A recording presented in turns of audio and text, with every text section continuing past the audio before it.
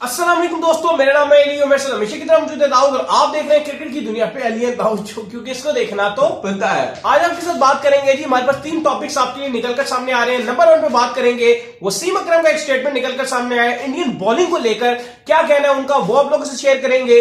Number 2 पे आप लोग बताएंगे जी कि इंडिया के जो डेब्यूटेंट प्लेयर्स है उनको गाड़ियां मिल रही हैं, कौन सी गाड़ियां मिल रही हैं वो भी आप लोग से शेयर करेंगे और मिलना भी शुरू हो चुकी हैं, वो क्या सीन है वो आप लोग से शेयर करेंगे। और कुछ चर्चा रहेगी इंडिया वर्सेस इंग्लैंड सीरीज को लेकर, जिसमें अब 4 से 5 दिन का समय बाकी है, वो क्या सीन है वो भी आप लोग से शेयर करेंगे। तो अगर आप हमारे चैनल पर नए तो चैनल को सब्सक्राइब करके साथ बेल आइकन को बजाना ना भूलिएगा। तो बात का आगाज करते हैं जी पहले गाड़ियों को लेकर। तो बड़ी गाड़ियां जो है वो डेब्यूटेंट प्लेयर्स को दी जा रही हैं, जो कि इस बात की निशानी है कि इंडिया के अंदर जो अपने आने वाले नए प्लेयर्स हैं उनका ना सिर्फ जो है उनको चांस दिया जाता है, बल्कि फाइनेंशियली भी उनका कितना ख्याल रखा जाता है कि उनको बड़ी बड़ी गाड़ियां गिफ्ट की जा रही हैं। देखिए, जो आने वाले जो यंगस्टर है उनके लिए बड़ी मोटिवेशन है। और अगर यंगस्टर्स को इस तरह की एकदम से गाड़ियां मिलती हैं तो उनके लिए वो ज्यादा बड़ा गिफ्ट रहेगा। जैसे अगर विराट आनंद महिंद्रा है ये कर रहे हैं जी गिफ्ट, या रोहित को अगर इतनी बड़ी दे दें तो शायद उनके लिए वो इतना बड़ा एक गिफ्ट नहीं रहेगा। लेकिन अगर आप ऐसे डेब्यूटेंट को देंगे, शुभमन गिल की पहली सीरीज थी, सिराज को मिला है ये गिफ्ट दिया है,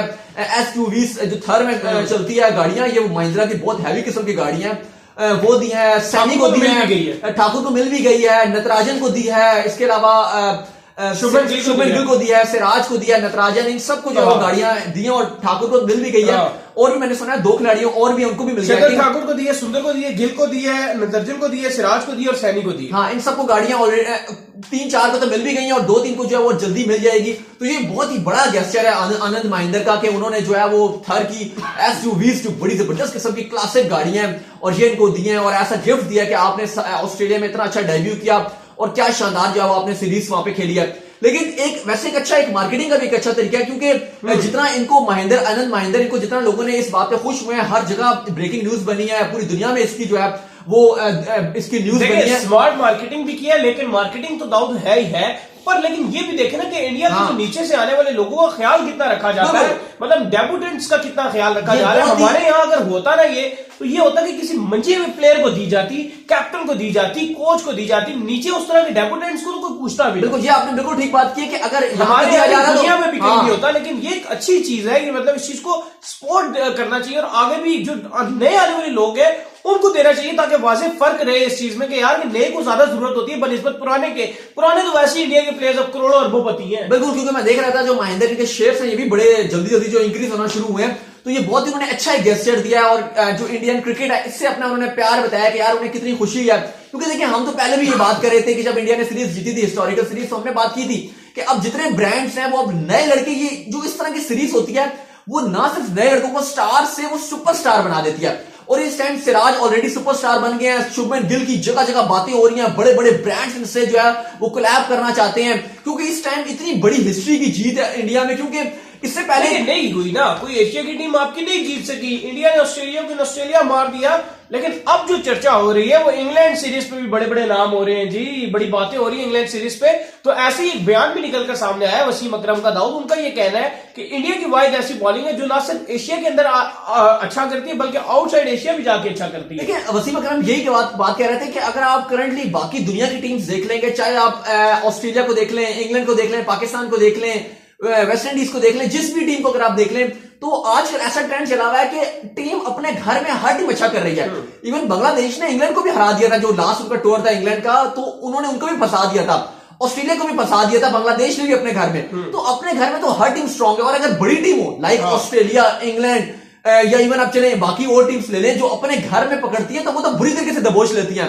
हर अफ्रीका को आप देख लें अपने घर में, तो वो टेस्ट मैचेस ऐसे जीती है जैसे हक होता है। लेकिन लास्ट अगर आप उनके 10 टेस्ट मैचेस देखेंगे साउथ अफ्रीका के away home, 10 test matches South Africa के अगर आप घर से बाहर देखेंगे तो 10 में से सिर्फ 1 उनको विक्ट्री मिली है, 10 में से 1। तो घर के अंदर तो हर कोई अच्छा कर रहा है। लेकिन यही बात वसीम अकरम कह रहे थे कि इंडिया की वो गेंदबाजी है जो घर में भी अच्छी तो है, घर में तो सब अच्छा कर रहे हैं, तो इंडिया भी घर में अच्छा कर रहा है। लेकिन बाहर, घर से बाहर भी इंडिया की जो गेंदबाजी है इस टाइम करंटली, ना सिर्फ तेज गेंदबाजी बल्कि स्पिनर भी बहुत अच्छा कर रहे हैं। क्योंकि देखिए, अब जो इंडिया का जो करंटली, वसीम अकरम यही बात कर रहे थे कि जो करंटली इंडिया के पास जो तेज गेंदबाजी है, ये पहले इतनी अच्छी कभी भी इंडिया की गेंदबाजी नहीं हुई। यानी कि बुमराह इस टाइम दुनिया के सबसे खतरनाक बॉलर, सबसे बेस्ट बॉलर है तीनों फॉर्मेट के। मोहम्मद शमी स्क्वाड के अंदर नहीं थे, लेकिन वो बेहतरीन बॉलर है। इसके अलावा आप ईशांत शर्मा की बात कर लें, देखिए मैं जब भी बात करता हूं ईशांत शर्मा की, अगर आप 3 साल पीछे चले जाएं तो वो ईशांत शर्मा नहीं है जो अभी बात करते हैं। अब जो ईशांत शर्मा के अंदर जो क्वालिटी है, जो टेस्ट मैचेस में गेंदबाजी करते हैं, ना सिर्फ इंडिया में बल्कि आउटसाइड इंडिया भी उनका गेंद हिलता है, वो नया गेंद भी अच्छा करते हैं, वो पुराना बॉल को रिवर्स स्विंग भी अच्छा करते हैं, लंबे कद के गेंदबाज हैं, 6 फुट से ऊपर उनका कद है और वो प्रॉपर अपने कद को जो है वो यूटिलाइज करते हैं। कटर गेंद बहुत अच्छा है, हवा में गेंद उनका हिलता है। पहले उनके अंदर ये क्वालिटी नहीं थी। पहले हमें याद है कि ईशांत शर्मा की चंगी बड़ी धुलाइयां होती थी। ईशांत शर्मा पहले तो बिल्कुल एक लोकल से बॉलर हुआ करता धुलाइयां होती थी चंगी वही मैं बड़ी। देख रहा था कि कैसे इन्होंने इसके अंदर इतनी अपनी इंप्रूवमेंट लेकर आए। पहले तो ईशांत शर्मा को हर कोई धोता था, लेकिन अब जो ईशांत शर्मा जो बन गए हैं, अब जो उनके अंदर अपने अंदर क्लास पैदा किया, उनकी पेस उसमें भी इंक्रीज हुए हैं। स्विंग उनका जो अब हो गया, डेडली स्पिन है, वो बॉल करते हैं, पढ़ के निकलता है ना उनका बॉल। ओए होए होए टेस्ट मैचेस में आपके पास ऑप्शन ही नहीं रहता है ईशांत के लिए। मैं तो कहता हूं सबसे खतरनाक बॉलर बल्कि ईशांत है, क्योंकि अगर आप उनका बॉल रोकने के लिए जाओगे तो सीधा अगर आपने 2 स्लिप लगाए हुए तो स्लिप पे बॉल जाएगा, नहीं तो अगर स्वीट एज हुआ तो आपका कीपर कैच कर लेगा, और अगर आप थोड़ा सा पहले खेलने के लिए आओगे तो आपका पैड पे लगते आप एलबीडब्ल्यू आउट हो सकते हो। यार अब तो इंडिया के लिए बॉलर्स के लिए कोई मसला ही नहीं रहा। अब तो इंडिया के पास इतने बॉलर्स हो गए कि इंडिया खुद परेशान होगा कि टेस्ट में किसको खिलाना है, किसको बिठाना है। $1 मिलियन का क्वेश्चन है कि आप प्लेइंग 11 में क्या रखोगे। देखिए मैं वही बात कर रहा था कि ये तो मैंने क्रीम लॉट की बात कर दी है, बड़े बॉलरों की मैंने बात कर ली। अब अगर आप एक स्टेप पीछे आते हैं तो अभी एक मैं देख रहा था, एक बड़ा मजाक भी चल रहा था। आई थिंक इंडिया ने जो वो डिसाइड किया कि जब इंग्लैंड जाएंगे तो प्रैक्टिस मैच जो है वो इंडिया ए के अगेंस्ट जो है वो प्रैक्टिस मैच खेलेंगे। तो वहां पे एक ऑस्ट्रेलियन फैन ने एक कमेंट किया हुआ था, उसने कहा था कि इंडिया की जो ए टीम है वो दुनिया की सेकंड बेस्ट टीम है टेस्ट में, इंडिया की ए टीम। क्योंकि इंडिया की जो ए टीम थी उसने ऑस्ट्रेलिया को ऑस्ट्रेलिया में गाबा में, जहां पर किसी ने नहीं हराया था, उसको गाबा में शिकस्त दिया। तो इंडिया की जो एक ही, तो मैंने इंडिया की फर्स्ट लेवल की बात कर ली कि बुमराह, शमी, ईशांत शर्मा की मैंने बात कर ली। अब हम नीचे आ जाए सॉरी, अब सेकंड में आते हैं सिराज जो लीडर है सेकंड बॉलिंग अटैक का। गाबा में फाइफर मार दिया, मतलब छा गए एशियन बॉलर्स, इस तरह आपको कभी नजर नहीं आते। और पहली सीरीज में शार्दुल ठाकुर, कोई नाम नहीं जानता था टेस्ट स्क्वाड में शार्दुल ठाकुर को। T20 में वो आए थे, अच्छा कर रहे थे, या ओडीआई में भी कर लेते थे, लेकिन टेस्ट में ठाकुर को कोई नहीं जानता था। लेकिन उन्होंने वर्ल्ड मीडिया में आके अपना नाम बनाया, जिस तरह की उन्होंने गेंदबाजी की। और बैटिंग का तो हमने आपको पहले ही बता दिया था कि यार ठाकुर चाहे गेंदबाजी शायद ना कर सके, लेकिन ठाकुर बैटिंग करेगा। क्योंकि जिस तरह की उसने झलक दिखाई है, उसने ग्लिम्स दिखाई है, ठाकुर के अंदर एबिलिटी है कि वो बेहतरीन ऑलराउंडर बन सकता है। और मैं तो उसको ऑलरेडी ऑलराउंडर ही मानता हूं, मैं उसको गेंदबाज नहीं मानता, उसको ऑलराउंडर ही मानता हूं।